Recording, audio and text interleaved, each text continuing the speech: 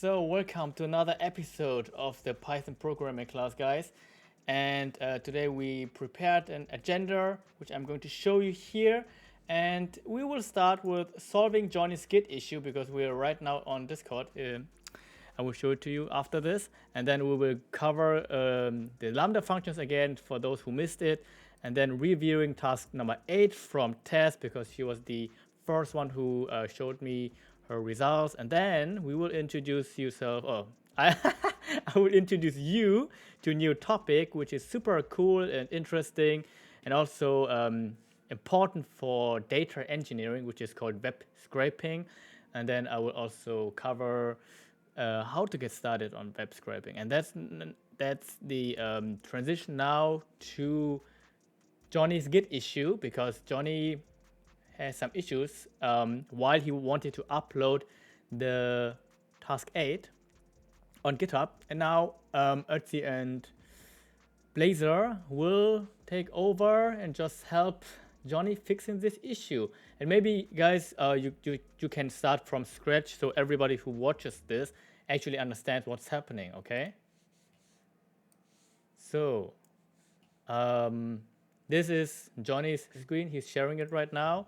And Blazor and Ötzi are going to talk. So I'll just increase your sound a little bit. Ötzi, can you say something? Hello.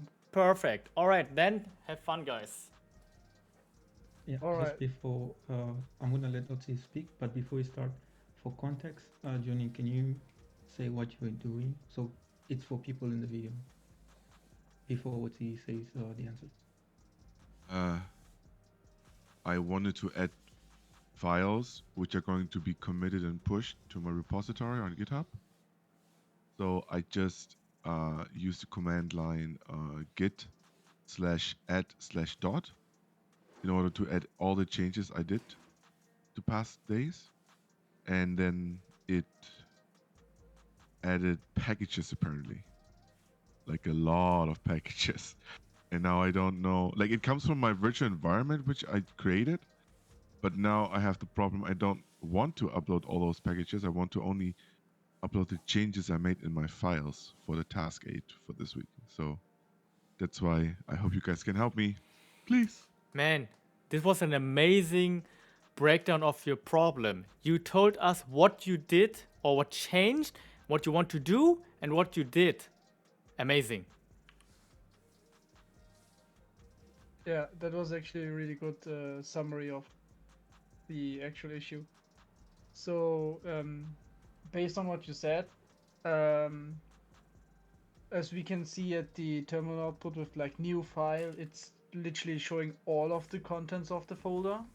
And because like Git or like Git-like applications have like something called gitignore, it is useful to use that in order to not upload all the things or like keep track of files that are not necessarily your code. And like the my-env is like not your code, right? So you need to ignore that, and you need to basically tell Git, please do not track those files, like in the Git history and commits and whatever. So in order to do that, you need to use the .gitignore file. Do you have a gitignore file? I think I should have it. Let's do something, Jonney.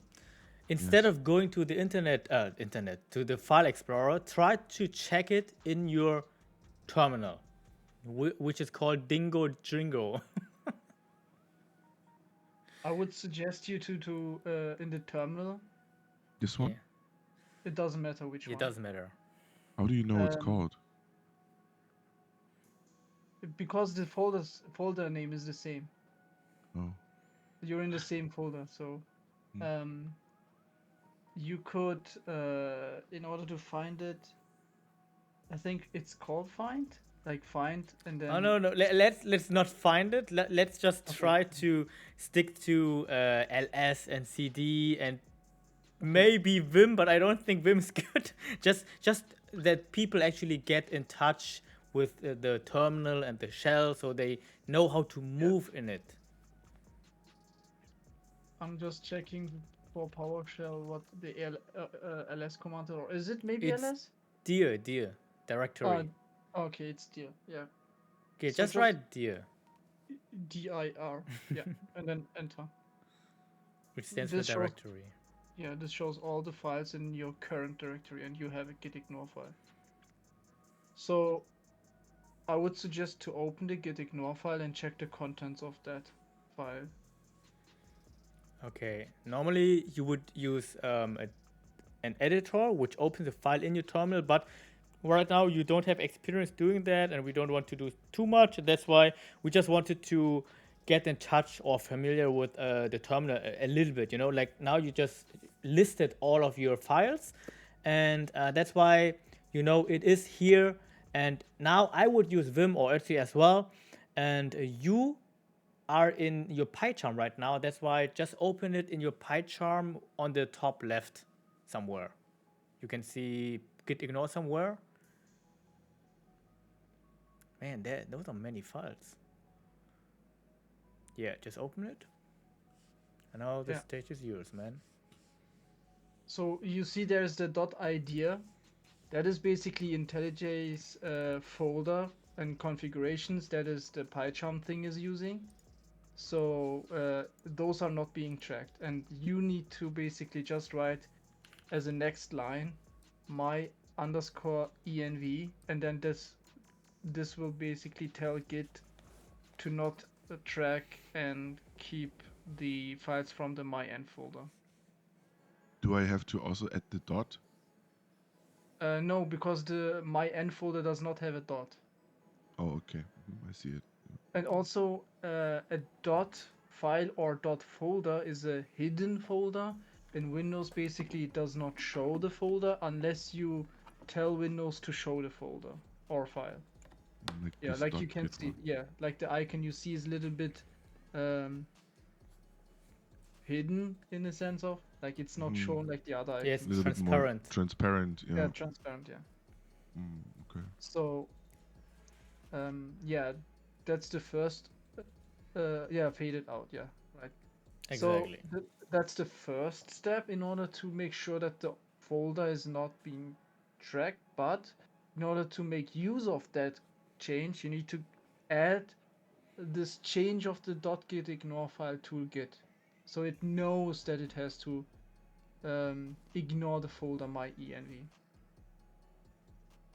In order to do that, you just use the same command that you always use, git add and the file name. Am I right in the directory? Yeah, I am. I think VNV he doesn't need to, because the VNV, to Julio's question, is on a different path. And also you need to write the full file name, not just .ignore. It's gitignore.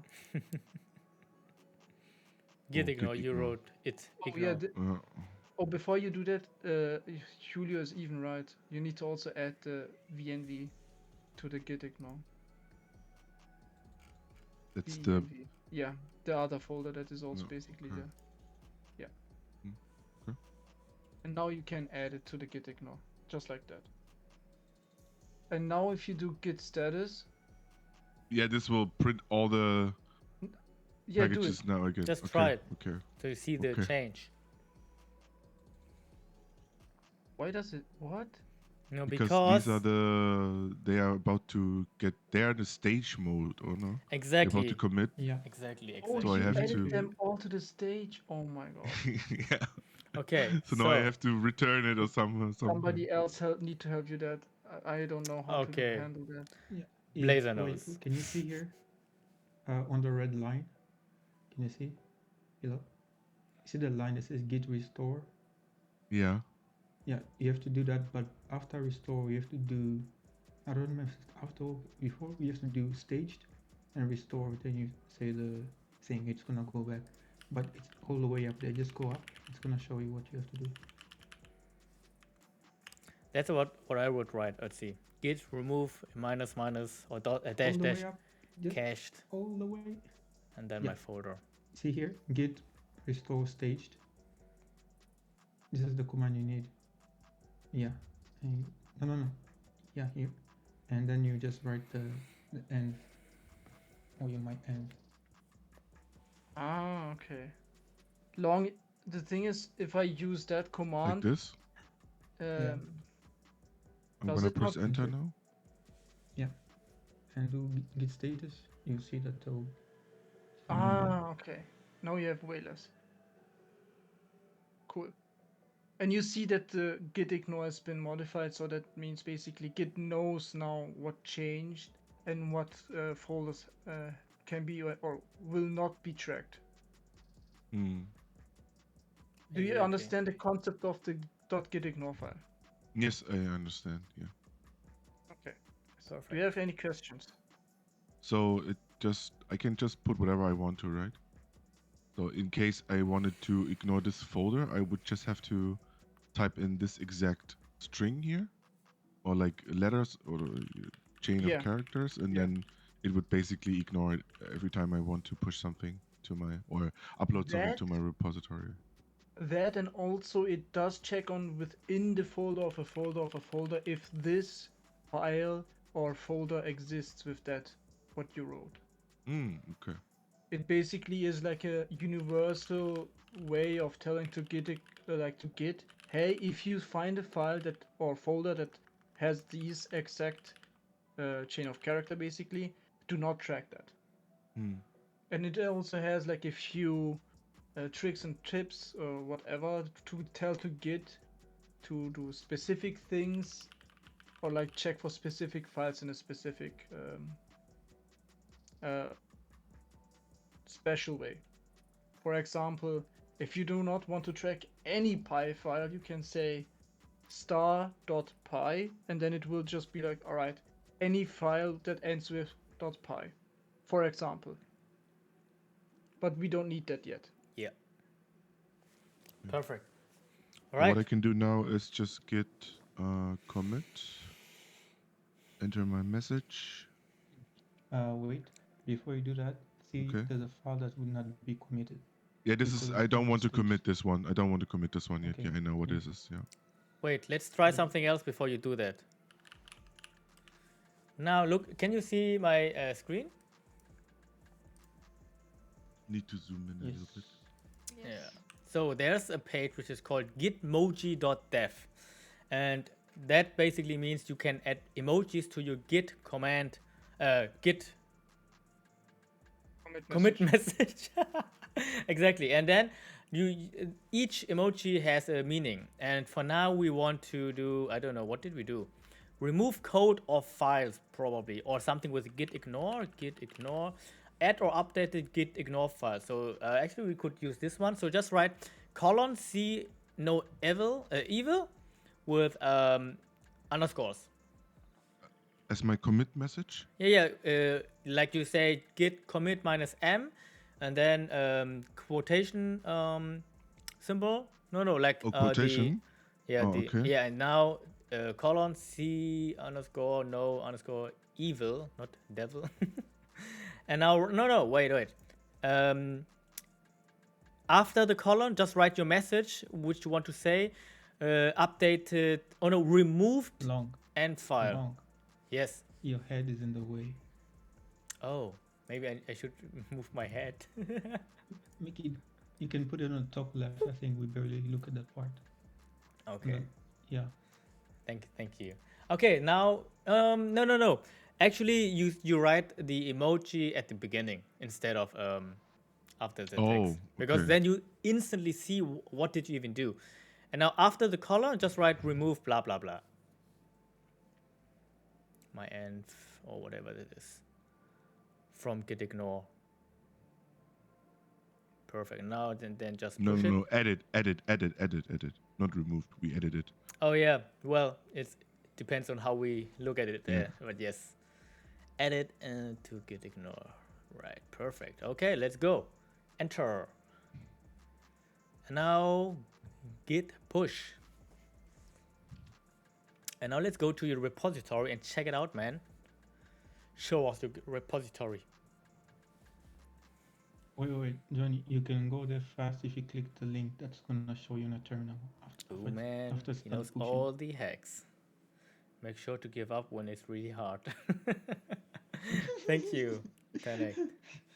Hey, wait, my face is not the right. Oh my god. Oh no. Remote rejected. Oh my god, what have you Yeah, done? you have to Oh, it's push the something. no, the CS. I mean, pull. Oh yes, my yes, god, look or at this, man. It's almost 150 megabyte. Woo. the reason it why? aborts that is because GitHub has a maximum amount of 100 megabytes, and that is exceeding 100 megabytes. That's why. Edit, man, edit to your gitignore. Yes. But what is this? No, your file in Python beginner course / names.csv. It's too big to get pushed. Oh, okay. You may want to try git large file storage. Yeah, but I don't need that names thingy. What? Just remove it what- then. I would not remove it. I would add it into the gitignore. Yeah, Maybe you will need it in the future. That's why. yeah. Oh, okay. Python beginner course, it's called. Just write Python beginner course / names.csv. Yes. Here it is. I saw it. Yeah, there we you go. don't need to look for it. You know it's there. Okay. Oh my god. In the future, you should avoid opening those files in your PyCharm. Oh. Because sometimes it's too big and then it will get into slow mode, Mhm. snail mode.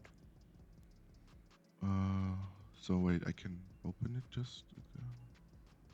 Where was it? Git ignore. So gitignore this one. Yeah. Then names. Oh no. I would write the full path. Yeah, you need to write the full folder path. name and the name. Yeah.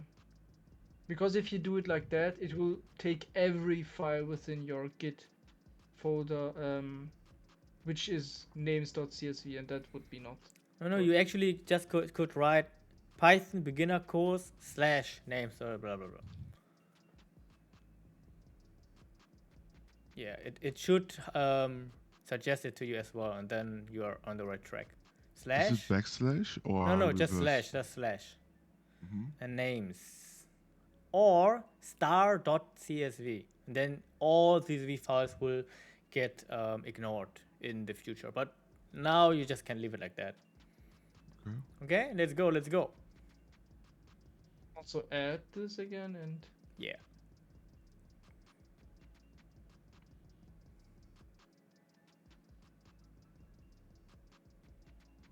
oh, I think I think he also needs to remove it from the cache. Yes. So how do you do that again?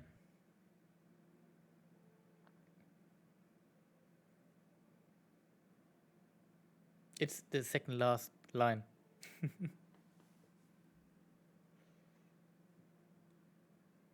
This one? Yeah. Or just try But the it- other one. Try the But other it, one. but it is not staged, the file. Not this one. No, The other one. It It's not already gonna is work. staged.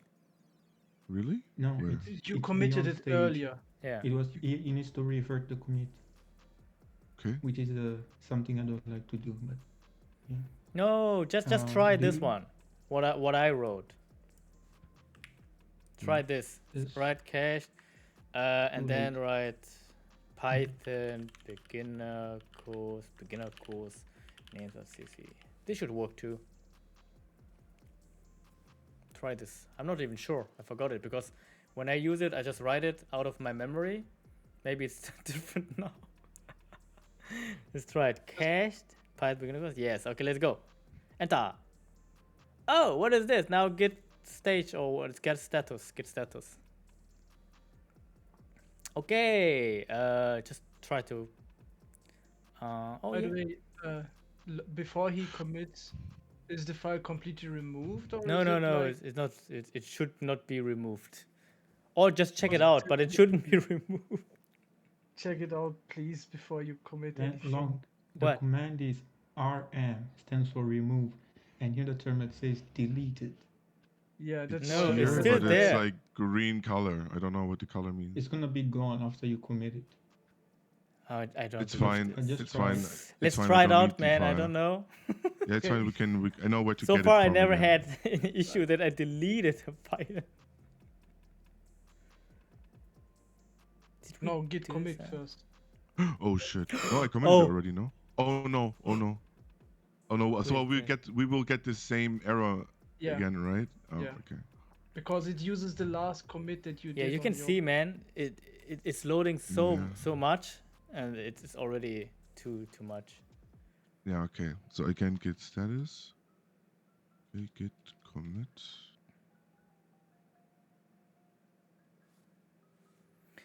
Git remove cache. I don't even know, man. Let's try it out.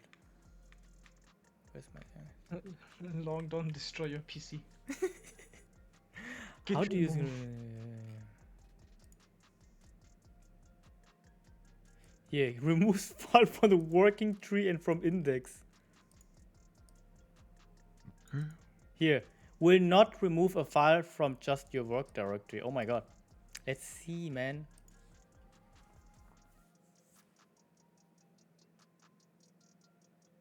No, they're gone. Okay, let's go. Oh no. Oh man, Oy. Jonney, come on, man. Ui, fat fingered. What can I do here? What does this mean? I Just don't. control Just press C or whatever it is to get out of it. Control Z press doesn't work. git then enter. C. Git then enter. Git and then enter. Yeah, just to give an error so you do. Oh, okay. Enter. What? The... Keep pressing. Yeah, there it is. Now you Okay, can. nice. Oh, look how fast. It's almost done. Oh my Why god. does it take so long? What is happening? What else do you have, man? Is it the Is my it- env? No. There must be another file that is big. No, it's still the same. What the heck? You have to revert the whole commit. No, I think it Yeah, didn't get it's Maybe. in the. removed. No, it got removed, but it is in the git commit history, the file. That's why. Oh shit, man. You're dead. So basically, for you to understand, since we committed, like we added the file and then committed it, and that's basically like a timestamp or like a screenshot of like what you did, and within the screenshot there's this huge file, and after that you removed the file and made another screenshot, right? That's why we have git commit and git add. So Mhm. that when you git push, you basically tell to GitHub, hey GitHub, you need to know I have 2 screenshots for you. Please take them. And the issue is that one of those screenshots, basically, or like this git commit that you made, has this huge file, and it tries to upload them as well. So I think Julio is right. We need to revert to the commit like that is. Yeah. Yeah. Do git log. So we set a commit thing. And see this funny long characters. Says commit and there's a lot of characters. The hash. We have to look for the one where we The committed. hash. Which one is it? Commit hash. The one, I think it's the one that's see no evil whatever. Is it the one? No. Yeah. The above. Yeah, one below. Yeah. No. The after commit the yellow line. These numbers start with 60, ends with 92. This one. You want Yeah. me this? Yeah. Copy this number. No, just What's the no, just hash. the number. The string, not without commit. Just the number. Yeah. Yeah, just the whole thing. Control This is the Control like, Z. Yeah. Okay. Control C. Oh yeah, Okay, I the did. keyboard. Q. Enter. And now do press Q. EU. Yeah. And do I think git amend, right? Yeah, do git amend, then copy. I mean paste the thing. Amend. Yeah, I think there's some. Yeah, can you search? I think there's something else. With E. Amend. AMEND. Amint. Oh, A. Yeah. E. Yeah, and paste. Long, can you search What? to confirm? I don't remember the last time I used this. Git amint. Just search. What is that, man? Git amend. I don't even know what that It's is. just to revert the commit. Space Vitamin and D. What is that? Man, Thank what are you. you searching? I don't know, man. Man, A what is man, that? I have eh? never seen that It's command. to revert the commit. I've never used this, man. There it is, on the left. Oh my god, why are you going in? It's right, go back, go back. Go back, man. On the right. See Here. those commands? Yeah. What? Git can you- commit minus Yeah, minus it's amend. dash amend, not amend. And he's using all the commands which I've never used. I actually use the No, command. go back, or- go Commit. back, do git commit, Commit. dash Git amend, then commit. paste. Okay. I only use that command if I want Paste, to not enter. change or add something to the commit message. But I'm not sure if that Yeah, now works. press enter. It didn't work. Did not match any files Mm. known to Git. Man, long, what Yeah. is it? Oh my god. What? Basically, amend is add into the existing message. Like basically add message end. Do you understand? Right. I would have used another one, man. Like just, I would have checked out to this branch. But that's super complicated right now. Oh, write git of revert. Johnny. Git revert, then paste the thing. Space. Yeah, enter.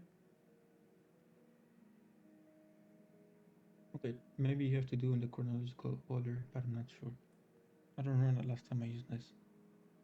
Can use the command, but he Right. needs to stash the helper function. .py.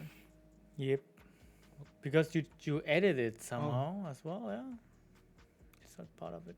Why did you wanna add those files, Johnny? Which one? The one that was read. I think you said you don't wanna add it. This one, or this just one is force. the extra Let's- task. This is the extra Yeah, task one. let's try to force this thing. I think force will work, right? Is it just Uh, this? It says Yeah, but this is not done yet. This is why I don't want to upload it yet. Man, it's just two things. You can delete it. It's getting in the way. Okay. Can I just delete it in my IDE? I think you added it to Git, right? Oh, yeah, just delete. Press backspace. Whatever's happening. And try to run the command again. Just press up on your arrows key. Enter. Yeah, error your local changes more. Yeah, the Git status. because of the deletion of the file. I think the file should be empty. Just commit everything. Just do git.add, then git commit, then we do the revert. Otherwise, there's gonna be things in between falling in the way. This git add dot. Yeah. Then just commit.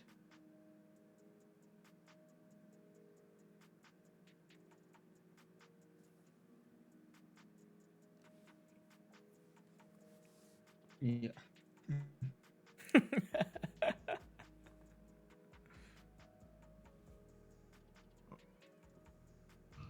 Yeah, now run the command again. Press up just to go back to the command we ran.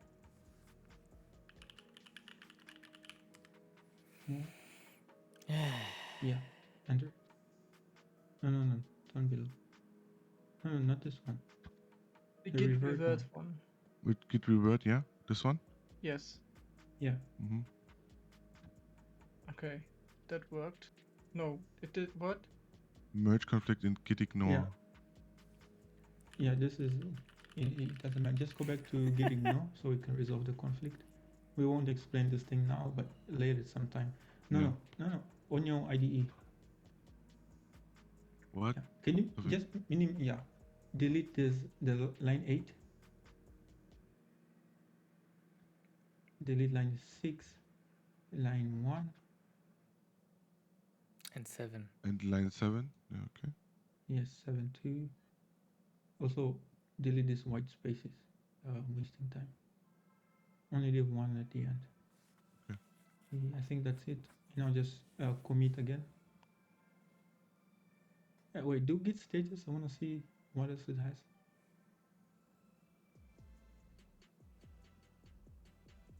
I think this was the thing before we added, right?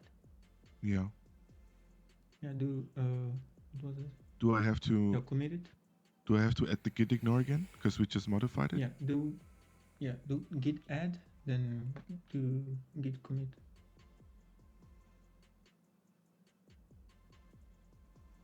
No, Let's go. just say revert. No, do git commit reverted changes.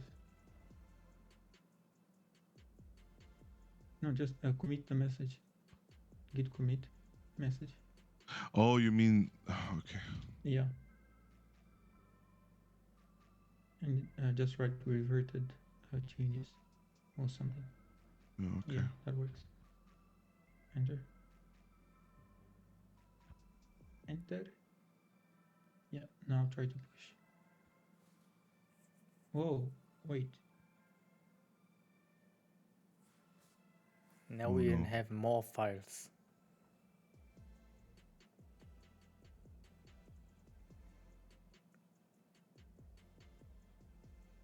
Okay, that's not what we planned, guys. This is still Yeah, not I think this is taking working. too much time. I don't wanna. Yeah, let's do it afterwards. We'll Are just you do it. complaining about the CSV or something else? Yeah, just let's do it afterwards, okay? Yeah. Because I think this is something which nobody understands anyway who's watching this right now, and that's something which we can do after all of this, okay? And as you can see, Can't I this just delete it? What? No. Like the file here? Can I just delete it? What? It's not. It's not. That's not the issue. The file is not the issue right now. Yeah. We can Oh, fix that okay. later on. We can. we Fix can Okay. fix that later. It's too All right. complicated for Yeah. anybody. Like, we just want Yeah. to focus on git push and git commit, not git Mhm. merge, git revert, amend, or whatever that all is. That's too complicated for anybody here right now, okay? All So let's just stick with that. We saw this is how complicated it could get with Git if you don't know what you're doing, and that's why there's no problem, because that's what you have to do in real life as well at some point as well. And the thing about Git is, even if you work with it for 7 years or 10 years, if you have to do something like this, you have to look up some commands just because you don't use it so often that you remember all of them just by heart, okay? And that's just normal. And we will take over that one later, Jonney, okay? At least you know how to use Gitmojis. All right, then let's By just the move way, over. What? the git amend I mentioned, I think, is to rename the commit message. Not Whatever to it is, I've remove never it. heard of that. I But still yeah, don't know what it's it does. gone. Okay, so It welcome changes the back, commit guys. message. Let me move my head again. So we are back with the agenda, and we tried to solve Johnny's issue, but we just made it worse. So GG on that, guys. And let's go over to the Lambda functions, which we had last time, just quickly, like 1, 2, 3 minutes or something, and then review task 8, and then we go to the web scraping, okay? So let's go to the Lambda functions. So last time we talked about normal functions, which you can see here. If I close all of them here, wait, I will just do it like this. So you have a normal function which you just call like this. Add something, and it has two arguments right now. But here are the parameters, which has the name add something, and then it just returns the addition of both numbers which I had. And then if I run it, it would just output 3, right? And that's how we just use normal functions. And last time, I think we just, like on Wednesday, we had a quick adventure into Lambda functions, because Lambda functions is something very useful which you can use in the future, but not right now. But we just wanted to introduce it because I think Ötzi or Monet, I don't know, somebody of you asked for that. And now I'm just going to show you what a Lambda function is. And the first thing you need to know is that a Lambda function basically is also a function which has no name, you know, because as you can see, this is the part where the lambda function is starting, and you see something is calling also a function or something which looks similar to this call of this function. But as you can see, there is no function block where the function name is defined or something is returned, nothing like that. It basically just looks like that in this line here. And right now it's a little bit complicated. That's why what you need to understand is that lambda functions are just used if you have a very tiny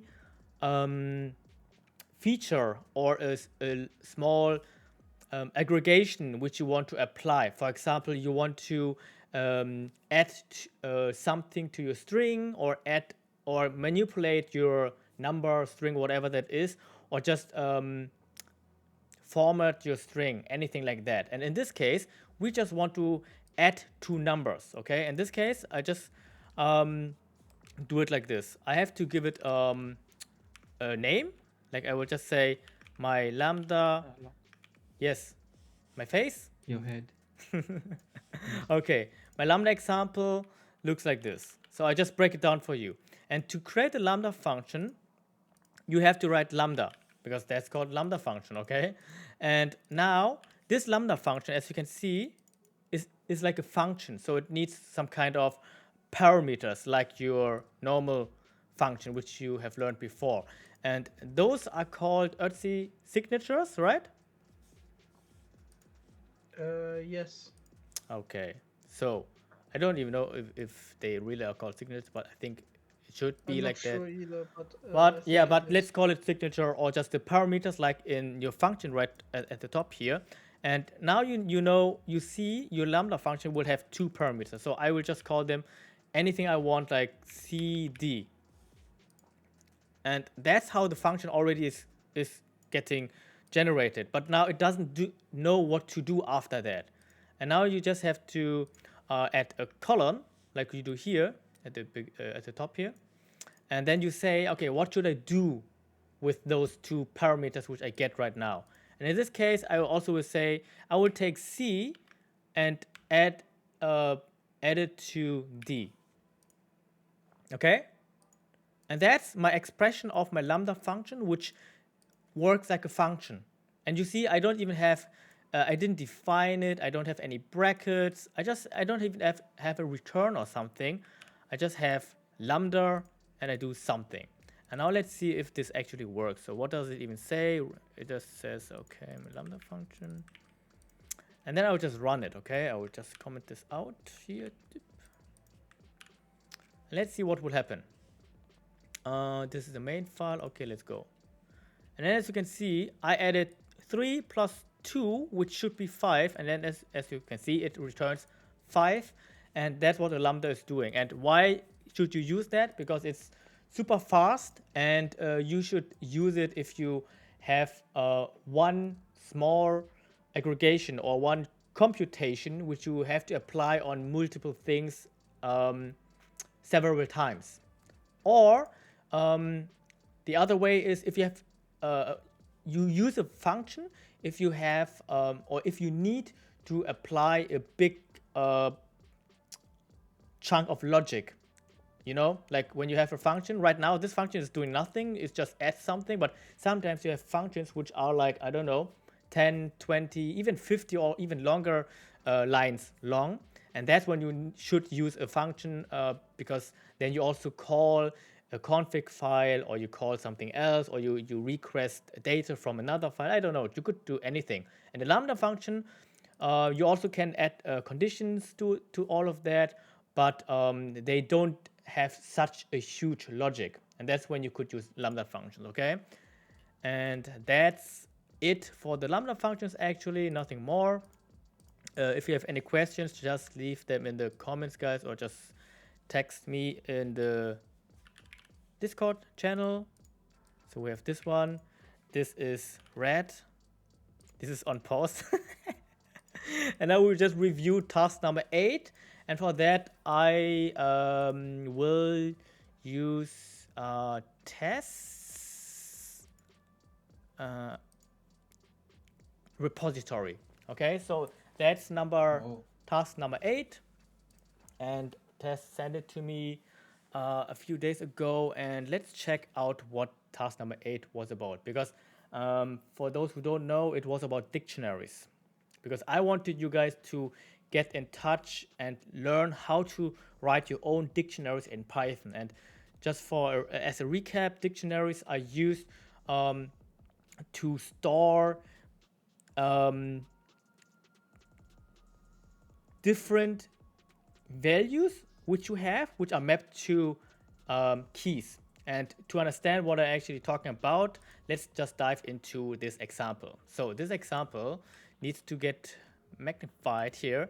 And I said, given is a list of 5 self-dev members of your choice. And create a list of dictionaries with the following keys for each member. So you had to create a list of 5 members. And this list consists of dictionaries. Okay, and each of them should have some keys, which I called Instagram name. Actually, it's just username. I wanted to make it Instagram, but then I forgot to remove it. Then we have the Discord name and reason why they want to learn programming. Because Jonney also last time asked if dictionaries are like objects, you know, like classes or something, and it goes into the direction, but it's not the same, but it helps you to understand dictionaries easier if you understand what classes are. But we didn't cover classes yet, so no worries about that. So let's just check this out. So the first thing Tess did was to create a variable, which is called members. And let's zoom in a little bit. It's called members. Whoop, perfect. And then this sign is an indicator for a list. And as you can see, it ends here. And in this list, we have 5 different dictionaries. And this is the bracket which starts a dictionary. And as you can see, the dictionary consists of key values like we learned last time. So you have, this is the key and this is the value. So if I go into a real dictionary, like in real life, and I open the book and I look for the word name, I would get name, the definition of name is long in this case. It's a really bad example. But in this case, this small dictionary has only 3 words inside this dictionary, and it says name, Discord name, and reason to code. And if I look up name, it just says, okay, it's long. And if I want to get the Discord name of long, I go to Discord name of this dictionary, and then I get the Discord name, which is long hashtag 0575. And here's the call from, oh wait, can you see it? Yeah, the call from Tess, because she's into cybersecurity. She's our expert. I wanted you guys to actually use the real numbers just because I wanted you to learn how to get this information or where to get it from. Because as a software engineer, or especially data-driven software engineer, or somebody who actually works with APIs and just codes in general, they need to figure out where to find specific information. And Discord ID is pretty common to know, and that's why I just wanted you to find out where to do that. And Tess just reminded me we should anonymize it somehow, or just put into fake numbers, because there are people outside who want to get this information, although it's publicly available anyway. But why make it easy for those people if you can make it a little bit harder, you know? That's why this is a random number, and my real number is not this number. Yeah, and then we have the reason to code from long, and it says he is lazy. And then we did the same for 4 different dictionaries. And as you can see, we have Isaac here. Discord name pins are good. He wants to process videos or summon demons. And then we have Akash, invent the next viral social media app. This is the next one. And then here, and then we have also Test, who wants to get an A+ at university. And Albina wants to take over the world. Okay, good to know. Perfect. And yeah, so that's how you create your list of dictionaries. You know, that's why you have the list starting here, and then you have your dictionary, and they are separated with a comma. And of course, you can write it like in one line as well, but it's easier for you to see if you just can write it like exactly like this. And then the task was to save that dictionary in a file called self-dev-members.json. And I wanted you guys to remember how to work with files and how to save dictionaries or any kind of data structure into files, because we will work with that in the future a lot. And now let's see how to do that. So we have this one here. Oops. Oh my God, what did I do? Why can't I click on it anyway? Okay, anyways. So what Tess did was she wrote a variable name again, which is called o_file. And then she opened the JSON file. So this is like a function, as you can see, open brackets, bracket closed here. And this open function is just getting two parameters. The first one is the name of your file which you want to do something with. And in this case, the second parameter is telling you what to do. And it stands for W, and it says write. So you want to open this file, this JSON file, and then you want to write to it. That's what this line is saying. And the next one is, okay, we have this file now because you wanted to open the file, and in Python, this file, which is called o_file, will be available to do something with it. And in the next line, in line 36, you can see we want to take this line and write something to it. And in this case, we just, or Tess, did the following. She said she wanted to use the json.dumps function, which we have never heard before, guys. But this is one way how to do that. And to do that, she just said she took the members variable, which you can see at the top again, members. And this is a whole dictionary already, like a list of dictionaries. So it's a real data type. And then we have the indent function. And now, remember, guys, I want to show you how to do everything on your own. And that's why if you see something like that and you don't understand what it's doing, don't use it. That's why if you want to use it, you have to look it up. And now we just go here and say json.dumps and Python. And let's see what will happen here. So Geeks for Geeks, a good page always go to JSON, but I think this page is a little bit easier to understand. And what does it say? Okay. Oh man, that's really complicated here. Okay, so you see, this is an example how to do that, and that's what you are supposed to do if you don't know how to do something. And then you look up some examples or just read about it here, you know, because I kind of know what it's doing, and I just look for the example. And as you can see here, this is a dictionary, an example, and then they just want to dump or to transform the dictionary in a string. You see? And that's why it's called JSON string. Now somebody just called it JSON string, and oh shit, wait, sorry. And to do that, you need to use the JSON module, which you can import by writing import JSON. And then this JSON module has a function which is called dumps. And it stands for dump and s. And it means dump it into a string. And then I just get the dictionary. And if I do this line here, this JSON string will be transform this whole thing as a string. So you would have a quotation mark here and quotation mark here, and then it's a string. So you can't access the keys anymore. And then if you type or print type JSON string, you would see it's a string, as you can see here right now. And that's what Tess was doing. So she has it as a string, and because the file write function needs a string to write something into the file. And that's what is happening here. And then we just close the file. And one last thing which you also need to understand is this indent equals for parameter.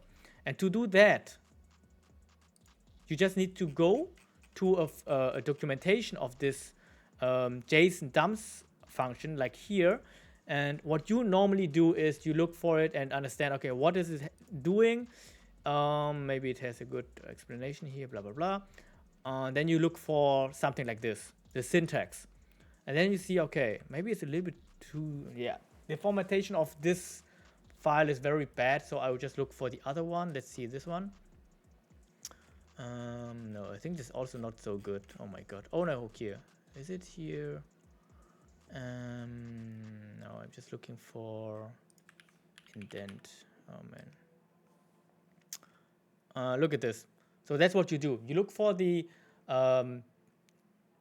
this description, how to use that, and then you see now it says indent none. This is like the basic or default state, and you need to understand what it's doing, and that's why you need to look for this part where it describes what this is doing.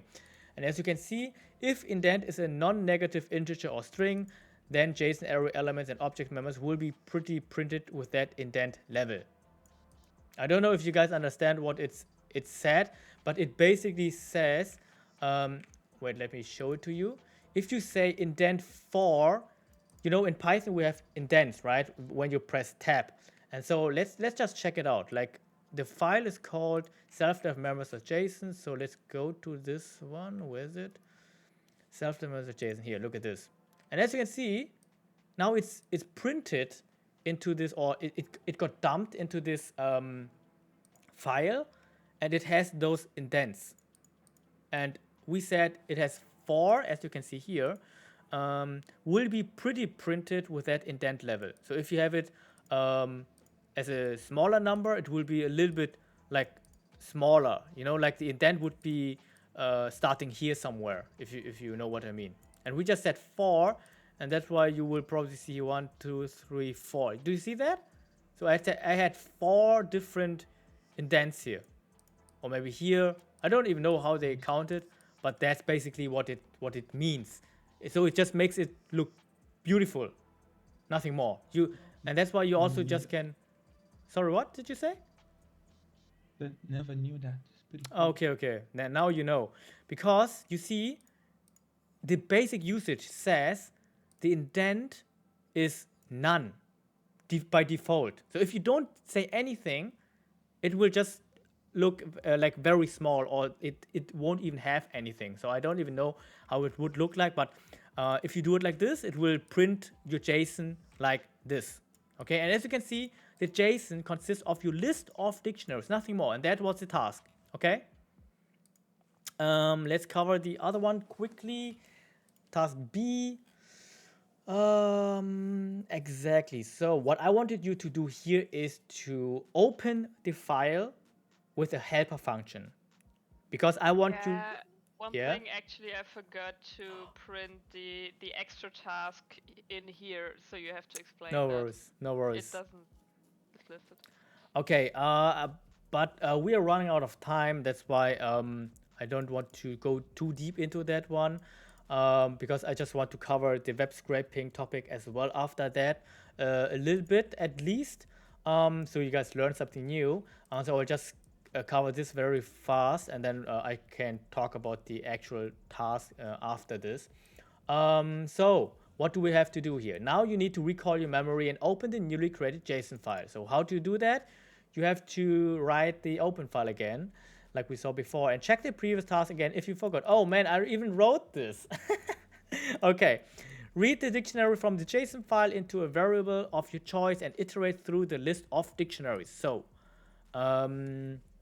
I think what Tess was saying is I have to go back. The extra task was to move this task, or the function to do that, into a module. Because last time we talked about modules, and I wanted you guys to remember how to use modules, because that's what we are going to use in the future a lot.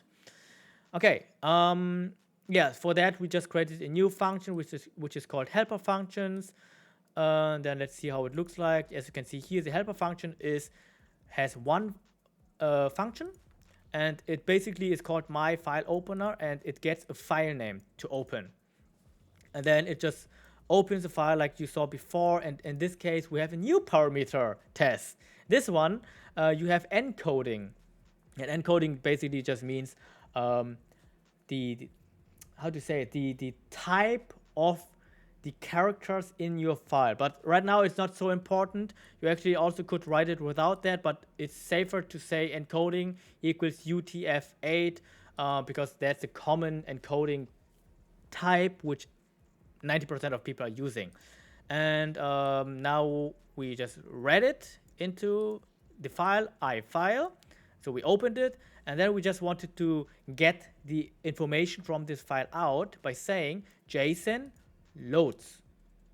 Okay, so you see we had json.dumps, now we have json.loads. So now we do the reverse. We say load the file which you had before into this variable.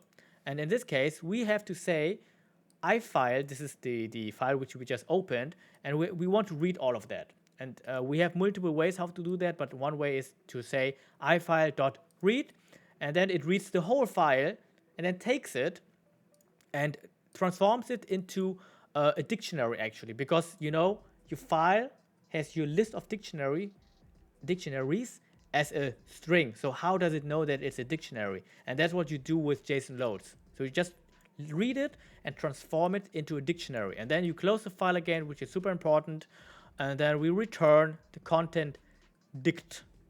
And if you go back to this one, I have a quick question to this one. Yes. How does it know?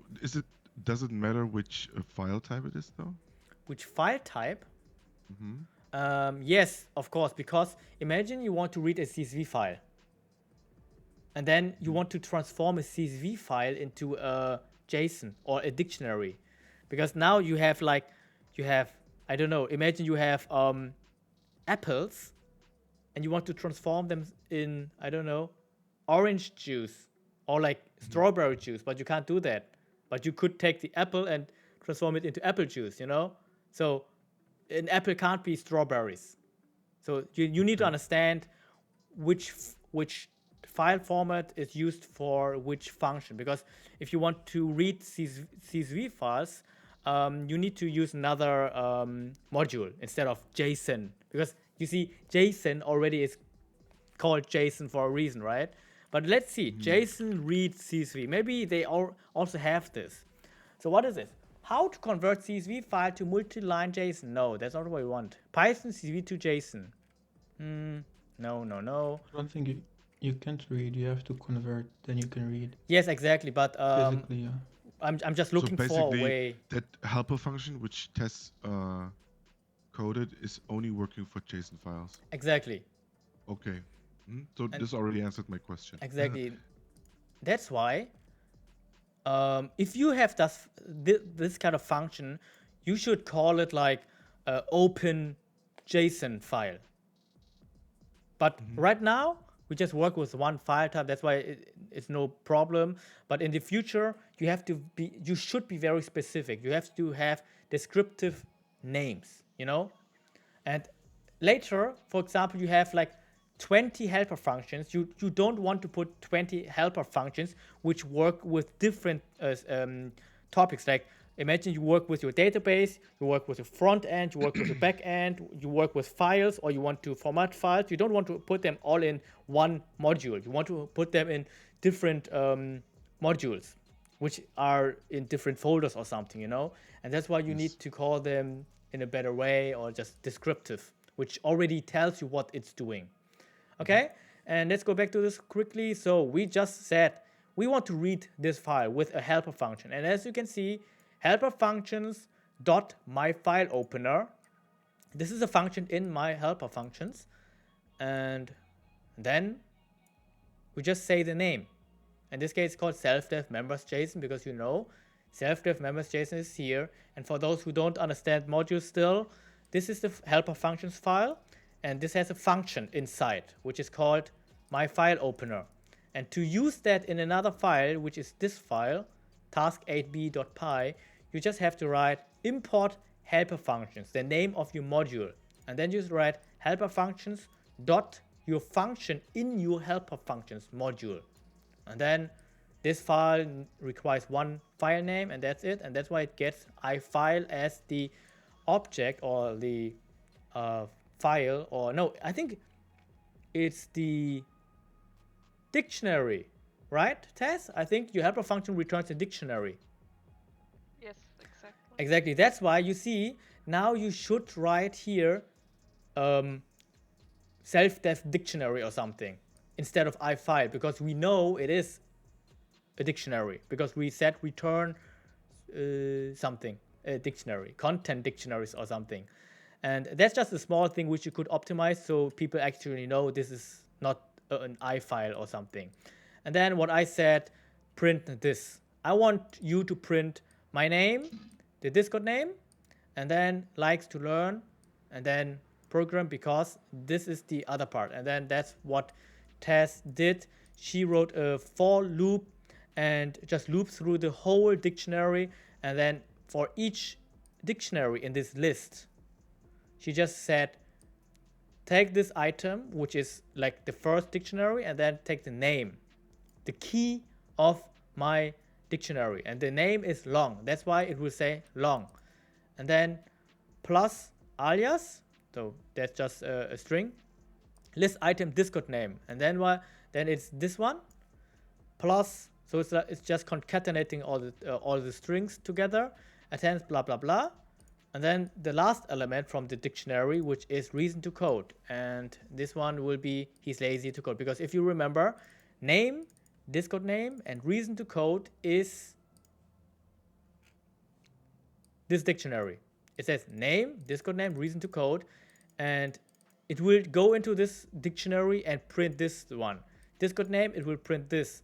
It will go to reason to code, it will print this one, because this is the key, this is the value, nothing more. Okay, so that's actually for task 8A and B. We also had an extra task, but I will cover it later if you have any questions for that, guys.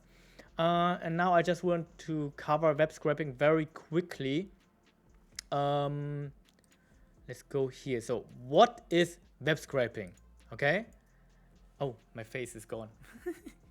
So what is web scraping? Web scraping basically means that you use a programming language like Python and want to collect data from a web page. That's basically web scraping, okay? Because you also have the other term, which is called web crawler or web crawling. And web crawling is like is like web scraping on steroids. Like web crawlers, they are like spiders. Like spiders, they just crawl, right? And web crawlers, they just go into the internet and they go on every page which you want to.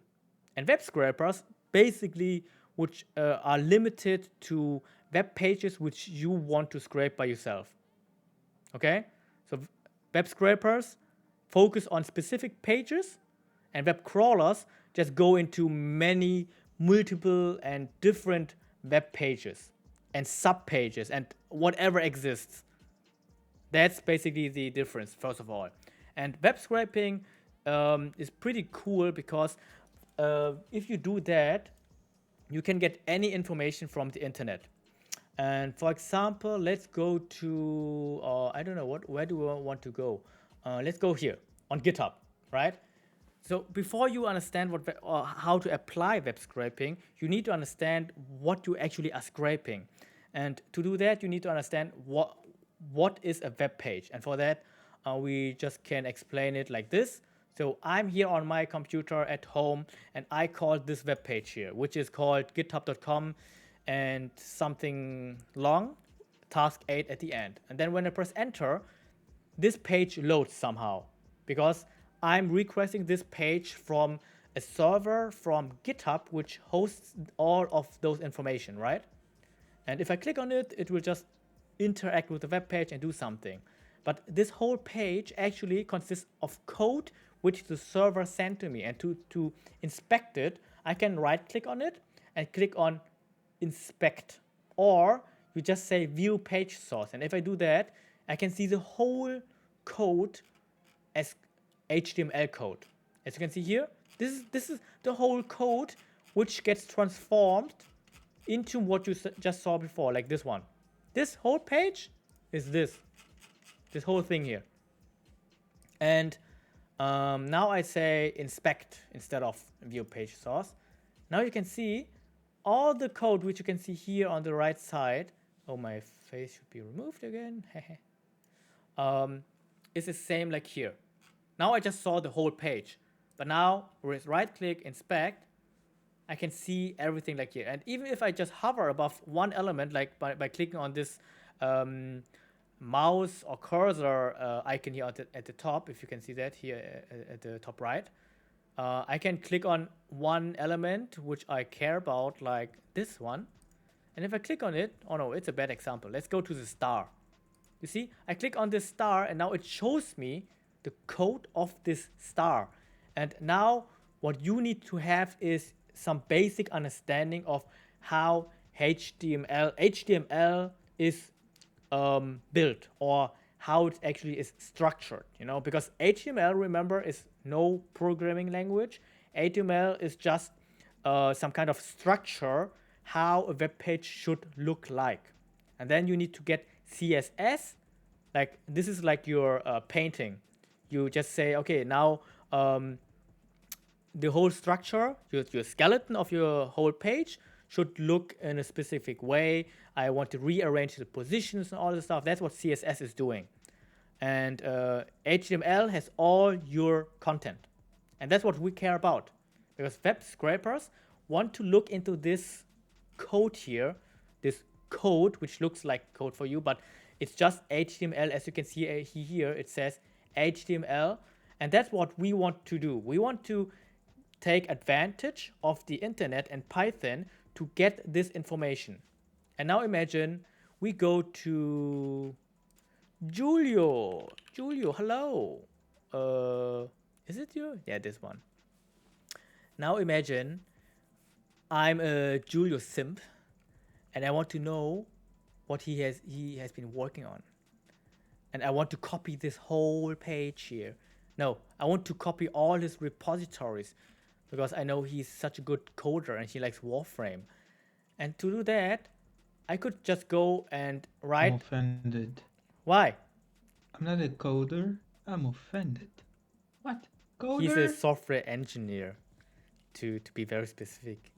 Okay, so Julio, the software engineer, he has all those repositories and I want to get all of them. But imagine he doesn't have 8, but he has 500s. And I want to get all the information. And to do that, I need to understand, okay, all the information are stored here. And if I hover above this one, you see, it says Python Playground here. It's basically this one. And I also could say, okay, I could go here and say Python Playground 2. Okay, this is a bad example from Blazor. And you see, I just changed it because this is the source code, the HTML code on my computer. And now we have a lot of modules in Python which could go on this page and get this information into your code and then save it into a file, for example. Okay? That's basically what web scraping is. And of course, we just started talking about it, and the reason why we do that is because I need you to understand how HTML kind of is built, like how is it structured, and then you need to scrape your first page, which I will show you next time, and then we can check out other methods like web pages which are not scrapable, but with the modules which we want to use, like request and beautiful soup, but you have to use something else like Selenium or Puppeteer or Scrapey, or even better, APIs, REST APIs. But that's a topic for another day, another session. And today I just wanted to introduce you to web scraping, and we also covered like how to get started on web scraping, which means you need to understand how a website is built, like HTML code, and then you need to check out modules like requests, beautiful soup, And yeah, basically it. And if you do that, in the next class we can get started and scrape your first web page. And yeah, so that said, guys, I hope you learned something today. If you have any questions, just leave them in the discussion thread in Discord or leave any comments on YouTube. And thank you for watching, and see you next time, guys. So don't forget to like, subscribe, and see you in the next episode. Peace. Guys, do you want to say anything? Don't forget to like and subscribe. All And right. ring I the was gonna bell. And please comment below so for the algorithm knows that we actually make good content here on YouTube. All right. Thank you, I was guys. gonna And ask also a look the question, other but episodes. Oh yeah, check here somewhere. Peace. I was gonna ask a